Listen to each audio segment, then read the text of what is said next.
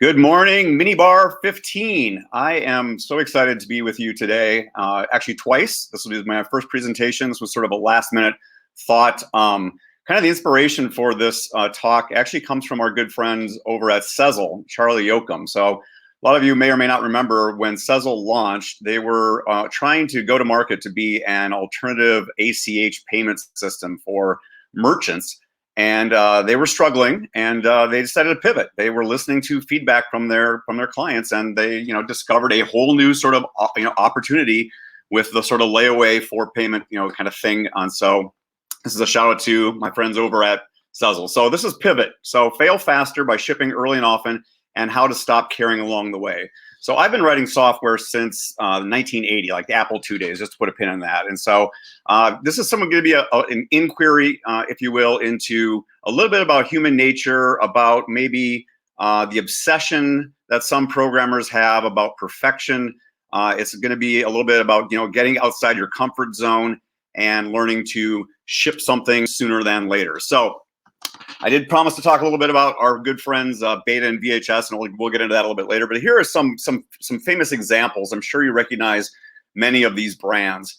Maybe some of them you don't recognize, but this is basically a boneyard to some extent of companies and technologies that failed to pivot. So in the upper corner here, this is the Osborne 1 computer. Osborne was taking the market by storm in the early 80s, and they actually failed to pivot because one of the things they did was they started talking about their Osborne 2 computer before it was actually quite ready, and then the customers stopped buying the Osborne 1. They actually ran out of cash and went out of business. Of course, Xerox totally missed the boat on digital printing. Blockbuster video obviously has been superseded now by things like Netflix.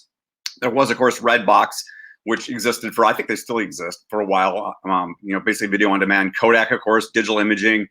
Newspapers are largely all but dead. Radio, of course, we get that now, streaming services. And then, of course, we've got, ride sharing apps, etc. And this is our good friend Beta versus VHS. So we're going to talk a little bit today about, I like to call this the Zen and the art of embracing the eventual heat death of the universe. If nothing really matters at the end of the day, then we should just stop caring. So we're going to talk a little bit why nobody effing cares about your, business plan, giving you some feedback, about your latest feature, because honestly, we're going to talk a little bit about, what the ask is and some of the solutions to get feedback faster. I'm going to introduce the word satisfice. If you don't know it, it's a good concept around, basically finding, when good enough is. And then we're going to talk a little bit about relentlessly releasing, ship early, ship often. One of the things I've discovered is that a lot of times, I'll put out a new feature and, solicit feedback. And by the time I actually get feedback, I've actually made other improvements on the thing. And so getting feedback early and often, you've got to ship early, ship often. We'll talk a little bit about feedback. Feedback is a gift. It's something you actually have to kind of practice saying. It's actually a concept I learned from my good friend Jade Barker, who works with me here at Silicon Prairie. By the way, this is not a fake background. This is our actual startup here, our worldwide headquarters in St. Paul, what I like to call shabby chic startup. So feedback is a gift, but not all feedback is actionable. And we'll talk a little bit about that you have to think about, who the feedback provider is and what their motivation is, for giving the feedback. And then some parting thoughts. And then hopefully we'll have a little bit of time at the end for Q&A. So let's talk about why nobody really cares, okay? So a lot of times, life kind of comes into unpleasant surprises and unplanned errands. This is, something you'll discover, and they always come together, right? If you have an unpleasant surprise, it's almost always going to result in an unplanned errand. So, asking someone to read your 50-page business plan, that's kind of a big ask, right? Or asking someone to download a beta of your app and test it out, fine, that's good, but what happens if that app blows up their phone, right? That's not going to feel too good, right? That's going to give them an unplanned errand. Asking somebody for an endorsement, again, it's a big ask, right? And then, other things outside of the tech space, would you be willing to host an XYZ party at your house so I can make some pity sales for the latest MLM I'm into, right? These are actually pretty big asks. And then, of course, the joke is what's my whole life be about, right? So waiting for feedback is kind of a game, right? So one of the things I found that really works well is, you got to give to get, right? You offer something in exchange for the ask, right? Especially the bigger the ask, right? The more the more generous people might be if you're also generous with your time. So the solution to like the business plan piece of it, it's really interesting. So when we launched our company in 2016, I actually wrote a business plan. I'll get to slide it. Shows a primary example of what I'm talking about here. Our plan was about 25 pages long, and I couldn't get anybody to read it. Even my advisory board, I don't think most of them had read the business plan. And so what I discovered in that process is that it's actually easier to take smaller bites and smaller sections and do sort of A/B testing, right? Take a paragraph and ask them, how would you strengthen this, right? You're asking them not just to read it, right? Because reading it says, okay, well, yeah, it's I found a spelling mistake, or it's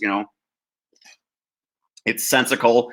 So asking somebody for, their feedback, that's actually kind of a give to get, right? You're asking for, I don't want to say thought leadership, but you're asking people to give you feedback, and ask in a specific question, right? So like, how would you strengthen this? What do you think about this? Does this make sense, right?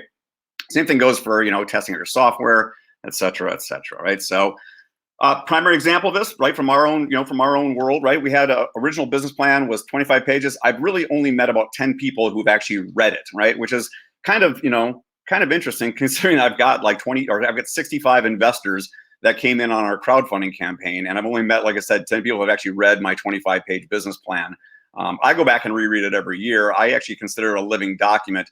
It's kind of interesting to go back and look at what we thought, the business we would be in versus the business that we actually are in today. And so even more interesting than that, okay, so our private placement memorandum, this is the document you put together, your lawyer lovingly, artisanally, handcrafted, bespoke, tailored, document. It's actually mostly find and replace. 131 pages long, right? That's also a really big ask to ask someone to read. And the funny thing is, there are only 3 people I know that's actually read the thing cover to cover: me, my lawyer, and Jade has read it as well. Again, it's a big ask. Again, it's also interesting. So something that we learned out of this process is, we thought going into the crowdfunding space that people would be really excited about. They'd be very super into reading through the documents and discovering does this make sense. It turns out that most people will, in the crowdfunding space will invest in you based on the fact that they like you. They like and know you. They may not even understand your business model, but they're basically betting on you. The second money that comes in are the friends of friends. They're the ones that actually tend to be more critical of your business plan. And then the third wave of money that comes in is the crowd betting with FOMO. So again, you got to give to get. And I found that in the process of doing our business plan, it was much more valuable for us if I actually sent like a few paragraphs out and asked for feedback. So let's talk about when good enough is. Okay, so this is essentially a potential solution to analysis paralysis. I have literally met founders out in the space that have been working on software and in one case going on like 8 years. And if you ask them, what's holding them back, it's like, well, it's just not perfect yet. I'm not ready to show it. And even just trying to nudge them and encourage them to say, well, can I get a login on your thing? It's like, oh, no, I'm not ready to show it, right? And so this analysis paralysis can really prevent people from essentially bringing products to market, sooner than later. And so the phrase I like, or the word I like, is called satisficing. It's not a combination of sacrificing, right? So satisficing, and I'll just read this for you. In decision making, satisficing refers to the use of aspiration levels. Aspiration levels is the key word there. When choosing from different paths of action. By this account, decision makers select the first option that meets a given need, or select the optimal or the option that seems to address most needs rather than the optimal solution, right? This can be pretty much summarized by the phrase, don't let the perfect get in the way of the pretty good.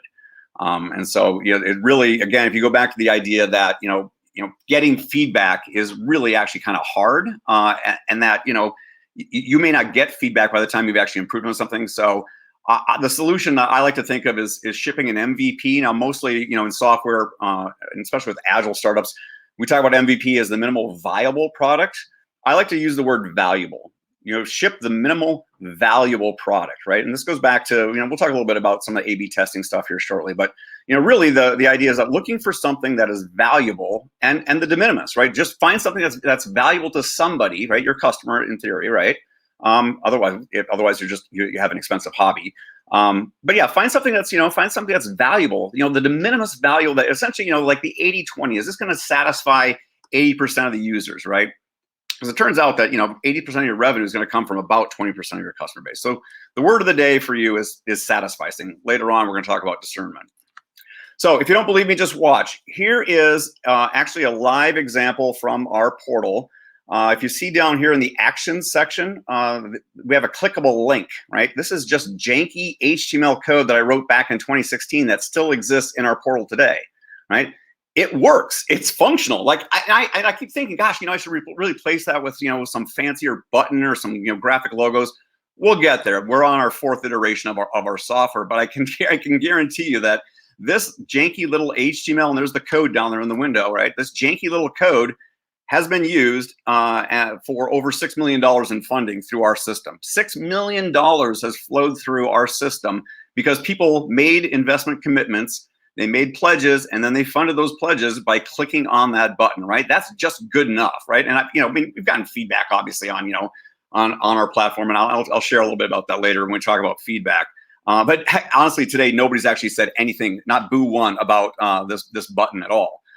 There are other text buttons inside the system that people find confusing, but this is good enough, right? This was good enough in 2016. It's still good enough in 2020. So it might feel uncomfortable, and I know I've gotten that feedback from from my staff that they get really kind of queasy and uncomfortable when I just push out code, right? Just ship it, right? You just got to ship it and get feedback. And again, if it's good enough, if nobody says anything, well, then you've satisfied them.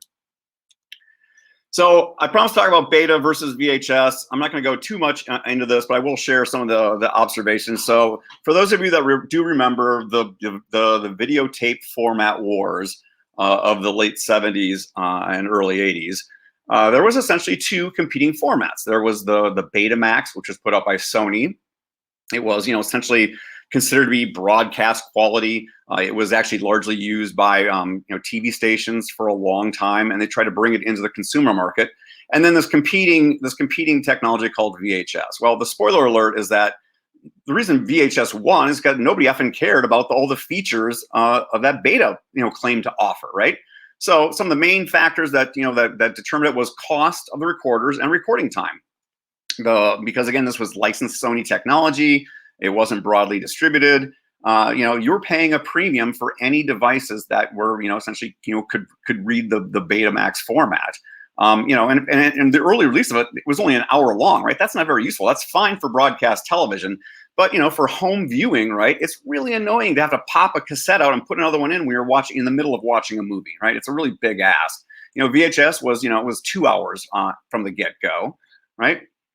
Again, in theory, BetaMax was superior, at least that's what they claimed, because they had a resolution of 250 lines versus 240 lines. Well, okay, we're now used to essentially these big, we're now in in the 4K high def space, right?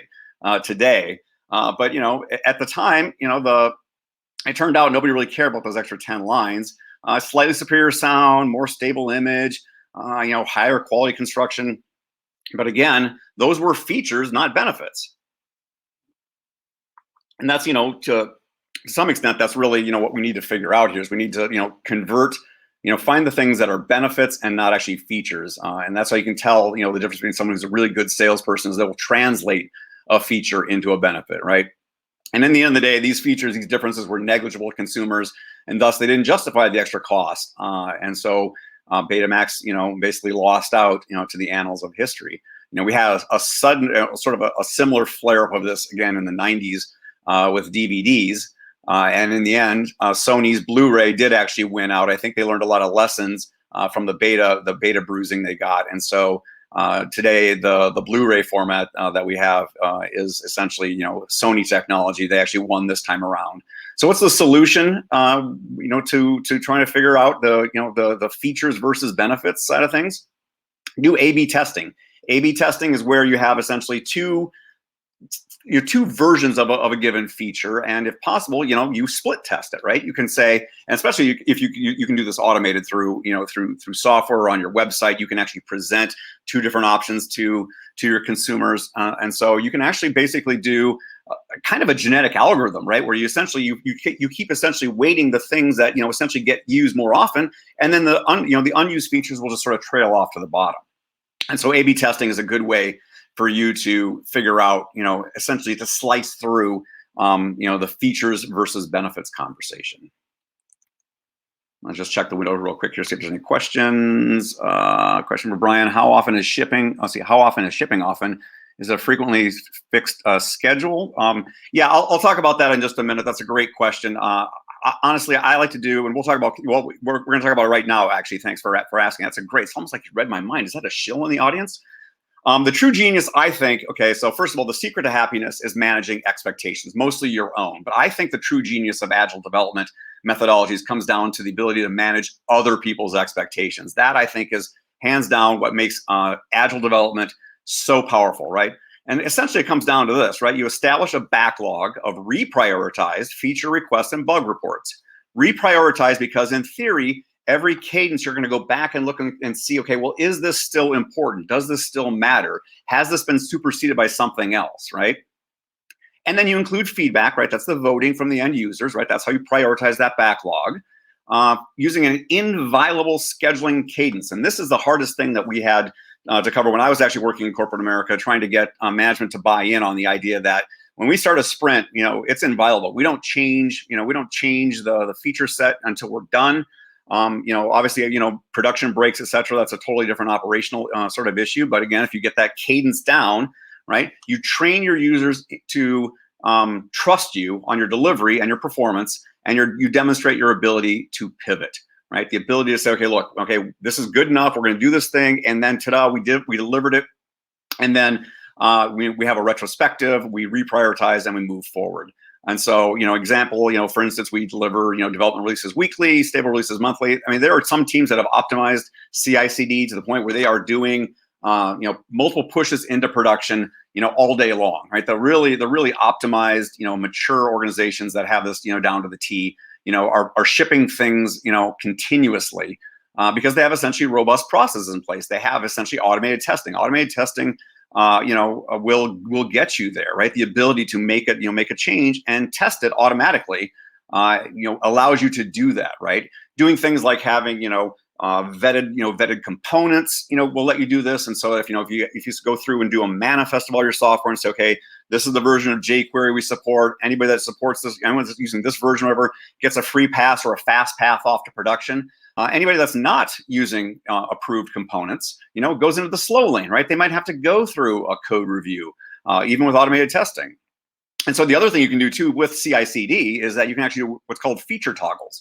So you can do that A/B testing by giving developers or the marketing team or sales the ability to flip a switch to signal something in production to flip over. And so, CI/CD is essentially how you can really leverage and manage those expectations. For those of you not familiar with it, it is what I would consider to be a virtuous cycle. You have essentially, you've got the ability to, you start with planning, you code, you build, you test, you release, you deploy, you operate, and then you measure again, and then go back into it. So continuous integration, continuous deployment, continuous development is a way that you can manage expectations, and also then it gives you the ability to pivot faster. So let's talk about feedback here for a second, right? Feedback is a gift. In fact, it's actually something I had to practice saying to myself whenever I got some feedback, even if I didn't like the feedback. I have to say, it's like my automatic go-to now. Feedback is a gift, but then, you have to realize not all feedback is actionable. Not all feedback providers are equal, right? I mean, your baby is ugly, said nobody ever, right? It's really the case. Whoops. Not all feedback providers are equal, right? I mean, you might have, feedback from vendors who aren't paying your bills, and I'll talk a little bit about that here in a second. Love is blind, right? Your friends and family will almost always lie to you, right? Because they like you. They don't want to hurt your feelings, right? They will encourage you, right, to run off of a cliff because they're too afraid to tell you that it's a bad idea, right? And this is something that we see constantly is, what we call ritualistic clapping. We'll go to some of these events, right, where people are on the cloud, like, oh, that's an amazing idea. Yeah, go for it. This is your time, right? And no one's willing, be the friend that you'd want to have, right? If someone's got broccoli in their teeth, tell them they got broccoli in their teeth.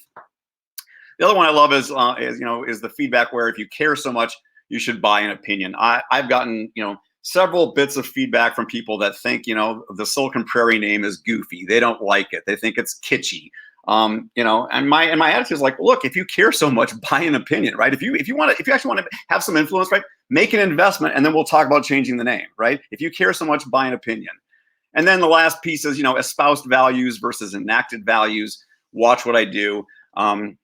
This is I could spend a whole nother conversation, a whole other presentation talking about espoused values versus enacted values. This is actually leveraged quite a bit in sales and actually in fundraising.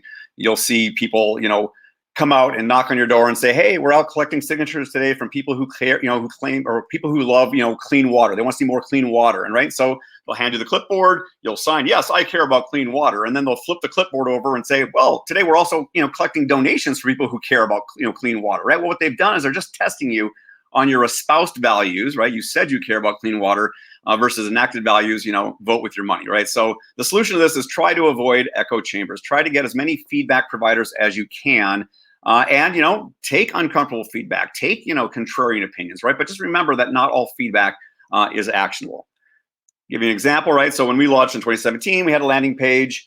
A year later, actually, we launched the portal actually on February of 2017. I don't have a screenshot. This is actually the Wayback Machine. If you don't know that, check it out. I was actually able to go back and get a picture of our website from this era.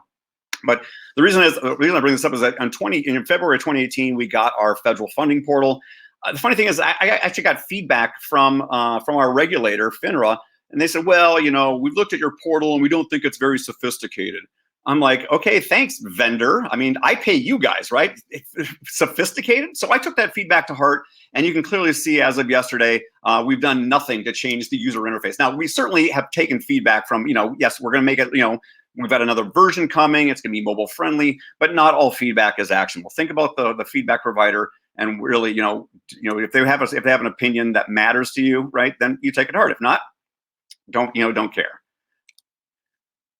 So here's what's kind of the parting thoughts here. It looks like we're hitting 924, 925, and take some more questions. So what other people think of you is none of your business. This is actually a phrase my mother taught me when I was a teenager, right? What other people think of you is none of your business, right? Nobody's going to care as much about your big idea as you do, right? I mean, I'm sure lots of the developers in the audience here can relate to this, right? You're slaving away all night writing some code, and you come out and you want to tell your spouse, your girlfriend, your boyfriend, your family, your mom, like, look what I did. And they're like, good job, I don't know what I'm looking at, but that looks awesome. Keep it up.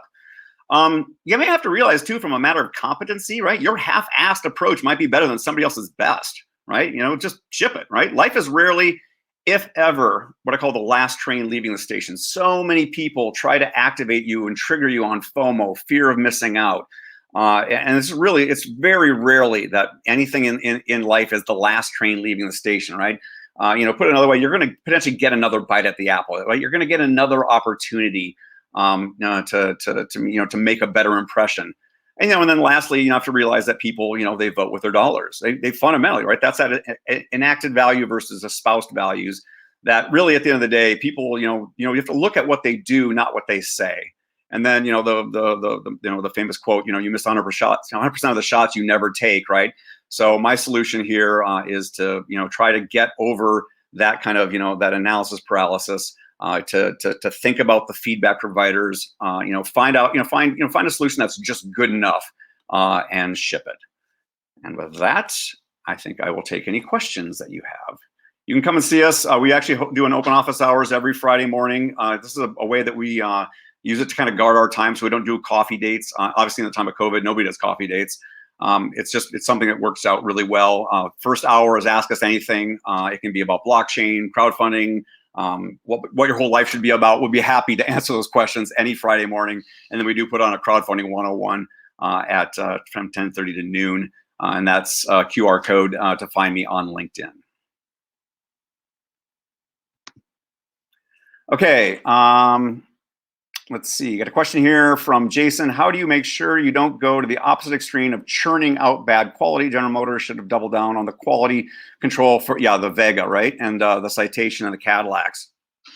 Yeah, I think that was, I think that was a case of, a company that was essentially trying to be, too many things to too many people, right? There was really a lack of focus there. They were trying to put, products in every segment, versus sort of focusing on what you're really good at, right? And that, one of the things I like to think about is outsourcing your weaknesses, right? If you're really good at something, you should just, go in on that, right? If you're a fan of the strength finders, right?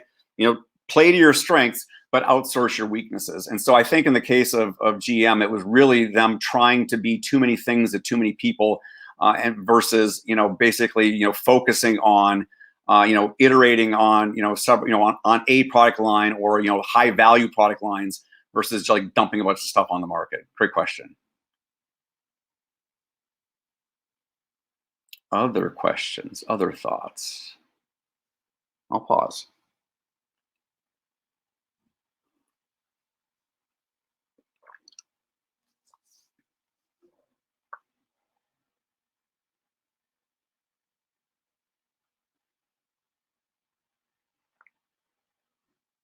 Maybe there's only 2 people in the room. That'd be awesome. Hey, it's a captive audience. I'll put on a puppet show.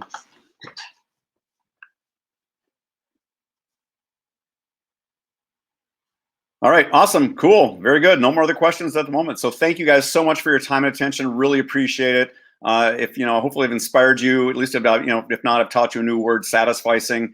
And if you need, coaching or guidance or help, I'm sure there's lots of mentors, that you can find that can help you to get over that analysis paralysis. But hopefully from here on out, you're just going to ship early, ship often.